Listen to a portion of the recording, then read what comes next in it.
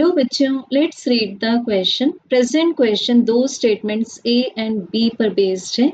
ए में कहा गया है the ratio of the distances of two particles from their centre of mass are in the inverse ratio of their masses. And बच्चों statement B में कहा गया the location of the centre of mass is independent of the reference frame used to locate it. सो बच्चों सबसे पहले जब statement number ए देखेंगे इसके लिए हम एक एग्जांपल ले लेते हैं।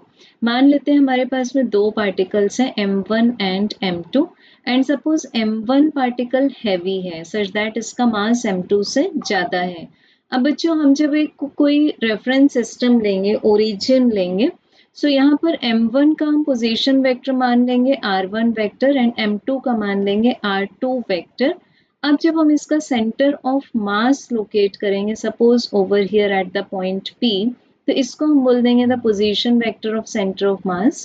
तो बच्चों हमें जो position vector of centre of mass मिलेगा इसका एक्सप्रेशन आएगा m1 r1 vector plus m2 r2 vector and this is whole divided by m1 plus m2। और बच्चों इसके लिए हम अल्टरनेटली लिख सकते हैं m1 divided by m2 magnitude wise this is r2 divided by r1। इसको हम मान सकते हैं इक्वेशन नंबर 1।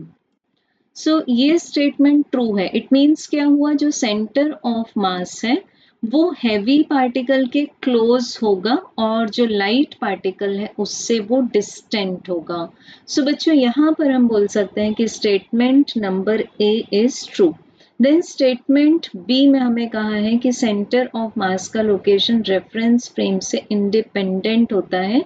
तो हम इस एक्सप्रेशन से चेक कर सकते हैं कि जो सेंटर ऑफ मास का पोजीशन वेक्टर है वो उनके मासेस, पार्टिकल्स के मासेस और उनके पोजीशन वेक्टर्स पर डिपेंड करता है। तो स्टेटमेंट नंबर 2 भी ट्रू है। Hence correct answer is option C. Thank you.